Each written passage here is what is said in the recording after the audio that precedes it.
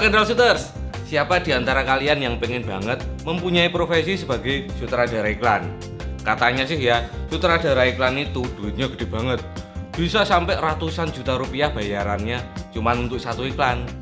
Pengen kan dibayar ratusan juta sekali syuting? Nah, di Ngulik kali ini saya mengundang salah satu sutradara iklan untuk berbagi pengalamannya di industri iklan. Tapi sebelumnya kita tonton dulu showreelnya. Ini dia.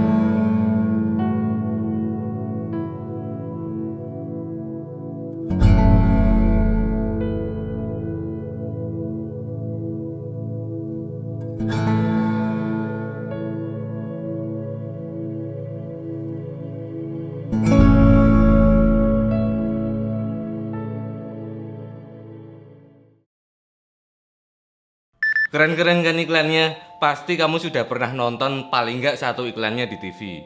Kalau kalian punya TV. Bisa tebak siapa orangnya?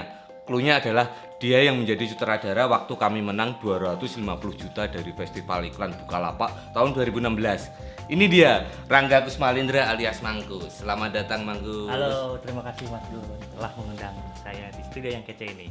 Ngomong-ngomong, Mangkus kapan terakhir menyutradarai iklan dan sudah berapa sih sebenarnya iklan yang sudah disutradarai? Kalau syuting sih baru selesai syuting. Kemarin ini banget? Iya, kemarin. Sampai subuh? Kemarin sampai subuh. Biasanya kan gitu, syuting iklan cuma 30 detik sampai subuh. Iya, bener. Berapa iklan yang udah disutradarai sih? Belum, kayaknya sih lebih dari 20 ya, kurang tahu juga, nggak dihitung. Jadi gini Mangkus, kita akan ngulik tentang perjuangan menjadi sutradara iklan yang itu adalah profesi Mangkus sendiri. Jadi seribet apa sih perjuangannya Mangkus dulu itu? Apakah Mangkus ini instan menjadi tiba-tiba jebret jadi sutradara iklan atau ada perjuangan yang waduh ngenes banget gitu untuk bisa diceritain? Awalnya sih dulu pas zaman kuliah saya suka ikutan kompetisi gitu, kompetisi iklan yang hubungannya dengan film juga gitu. Terus pas ada satu kompetisi iklan film director itu di Jogja namanya Pinastika, ketemu Pinastika Award, ketemu salah satu director iklan senior di Indonesia yang ternyata pas saya lihat iklannya, woi ternyata ini iklannya gokil banget, namanya Mbak Luki Tasari. Saya apply ke Mbak Luki terus diterima di Squarebox itu, diterima magang.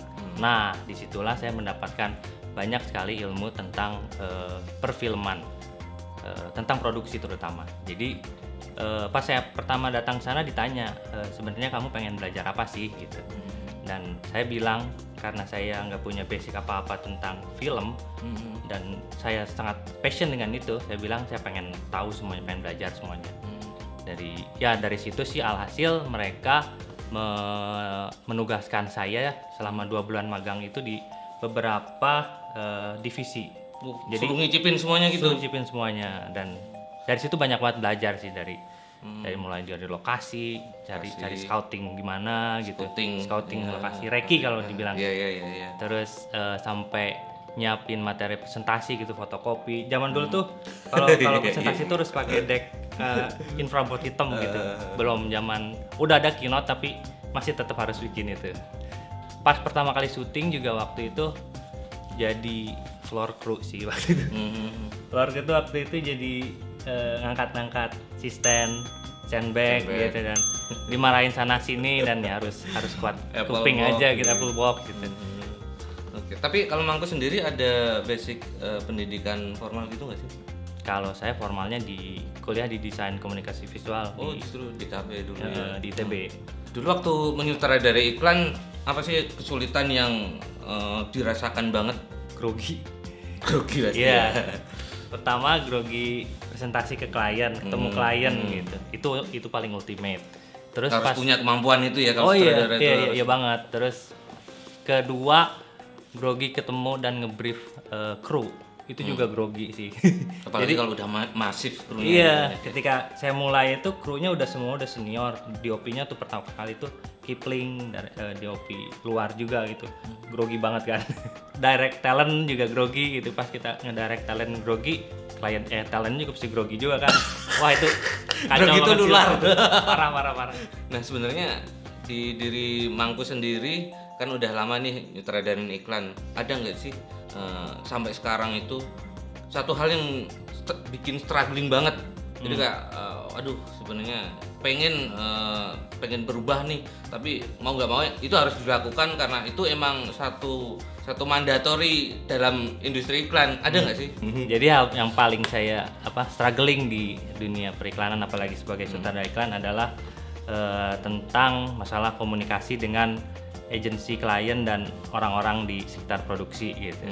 Karena sebagai sutradara iklan terutama, job desk-nya tuh bukan cuma bikin karya yang bagus, tapi gimana caranya bisa berkomunikasi dengan agensi, dengan klien, mengkomunikasikan bahwa karya kita ini bakalan bagus loh. Itu juga salah satu merupakan job desk dari film director di iklan gitu. Ada selain untuk presentasi gitu, ada hal yang bikin saya agak merasa bukan sedih ya merasa sedih sih ketika kita udah bikin suatu karya kan ngeditnya dengan penuh perasaan gitu, terus ketika dipresent ke klien, ke agensi, dimentahin dan banyak komentar yang bikin down gitu, dan itu ya walaupun akhirnya ada solusi tetap aja dalam hati ada sakit hatinya gitu.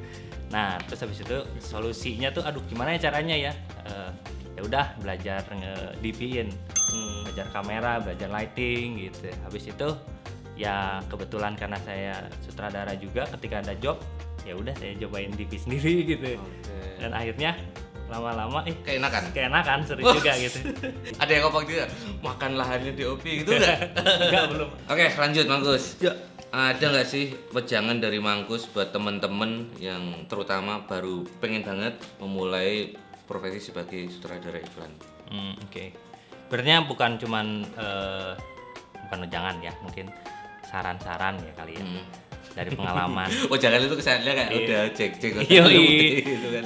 Buat semua yang pengen masuk ke industri ini gitu, industri film iklan, yang nomor satu itu adalah attitude harus bagus, karena kita berhubungan dengan banyak orang, ketika orang itu nggak suka sama kita karena attitude, udah lo bakat apapun lu ada habis, nggak akan pernah di calling, nggak pernah diajakin gitu.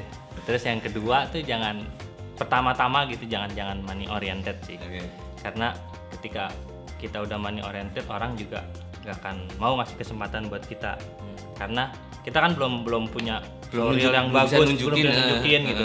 Nah ketika pada fase itu tuh kesempatan itu paling sangat penting buat kita gitu sih. Harus bisa nunjukin dulu intinya kan ya.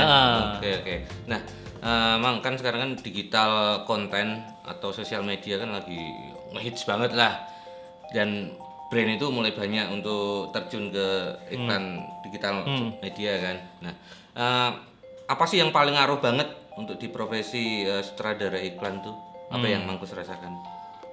Awalnya mungkin dulu agak-agak keteteran ya, karena pindah ke digital secara budget pun jadi down banget gitu. Iya. Gajinya berapa persen tuh turun ya? Lumayan 50% lebih. Tapi lambat laun kesini kayaknya industri ini makin membaik. Klien-klien udah menyadari bahwa digital itu adalah sebuah platform masa depan, mungkin bisa pengganti TV masa depan. Untuk masa depannya. Makanya makin sini makin baik sih, makin banyak iklan job-job digital yang secara kualitas ide, secara kualitas eksekusi pun udah sama kayak TV, jadi udah nggak ada perbedaan sih menurut saya sekarang. Jadi treatment untuk produksinya juga harusnya sama aja ya. Iya. Kan itu kan cuma beda media aja kan sebenarnya kan. Iya betul. Satu hal yang oleh sutradara iklan itu harus banget dimiliki, yang esensial banget.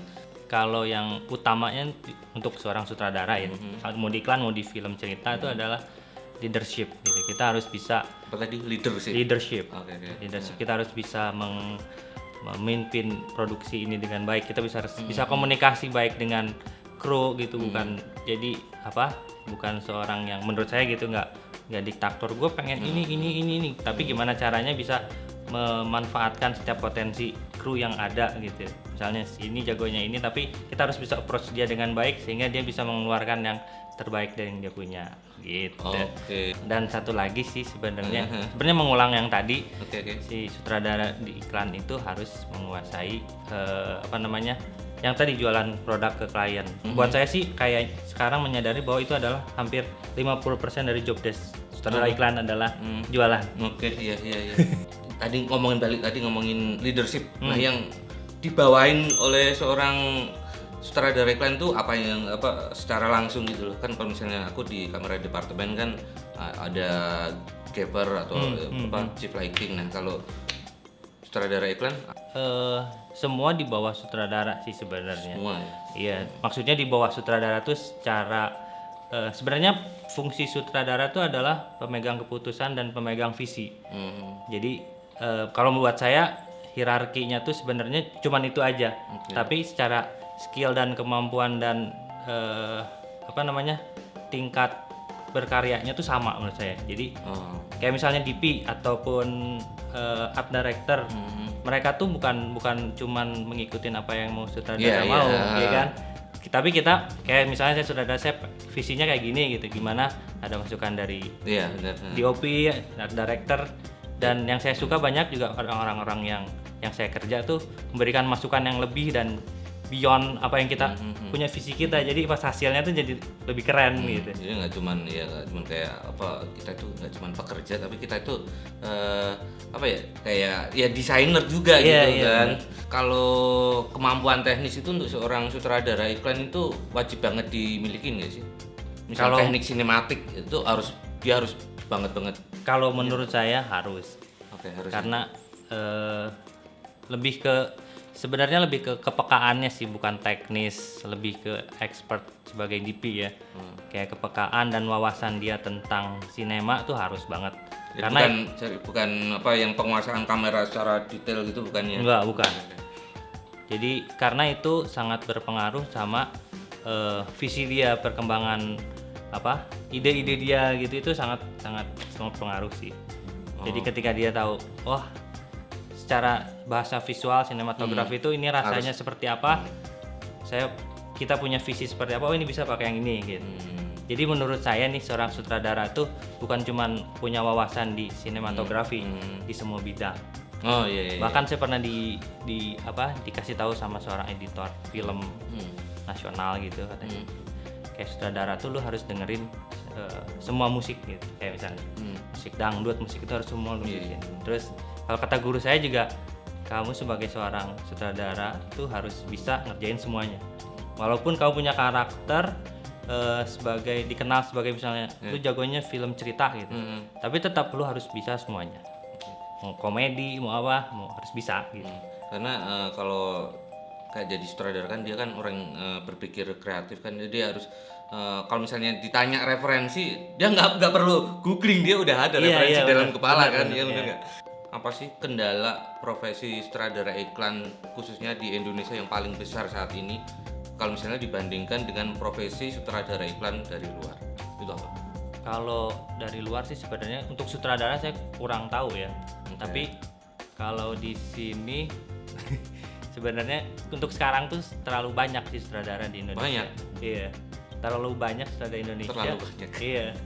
Jadinya mungkin orang akan susah mendapatkan kesempatan untuk dapetin sebuah brief, sebuah job yang bagus gitu. Dan kalau menurut saya gitu, mungkin ada yang di luar sana jangan cuma jadi sutradara deh. Jadi art director iklan keren tuh. Jadi apa? Banyak lah. Soalnya banyak profesi lain juga kan di bawah. Di dalam produksi tuh banyak, jadi produser.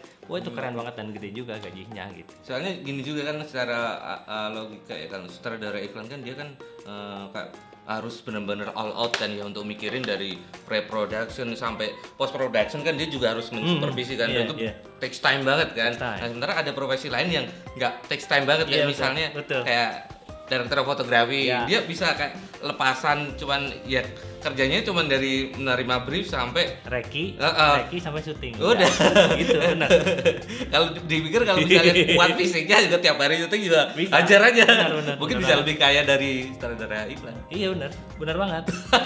Asli. Kalau bisa jawab ya. Apa? Gaji mangku sekali syuting iklan berapa? Aduh, kalau itu di Japri aja deh. Japri. Enak ngomongnya. Oke. Tapi emang range untuk gaji sutradara iklan di Indonesia itu kisarannya berapa sih? Nah, sebenarnya itu yang lucu sih sebenarnya di Indonesia tuh kayak sutradara iklan nggak ada standarisasi rate gitu. Nggak ada gitu. Saya pernah nanya director muda berapa gitu.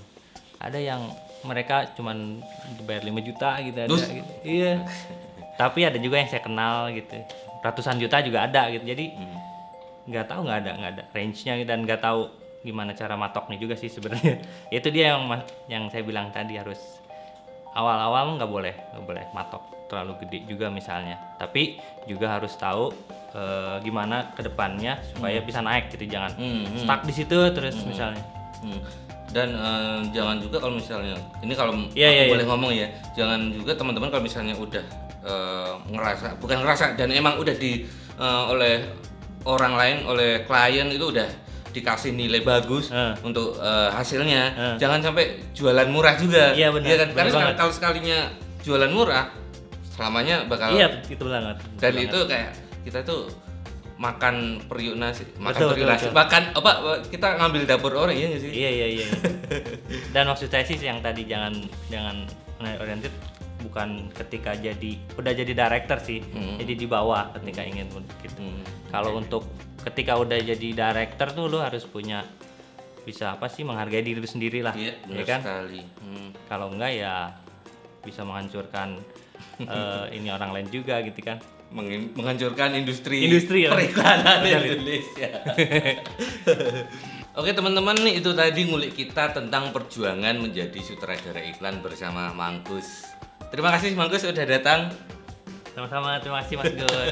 Senang saya di sini, semoga pengalaman saya di sini bisa bermanfaat buat teman-teman di luar sana.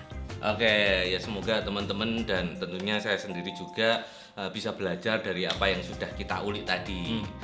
Sampai jumpa di ngulik berikutnya. Keep on ngulik.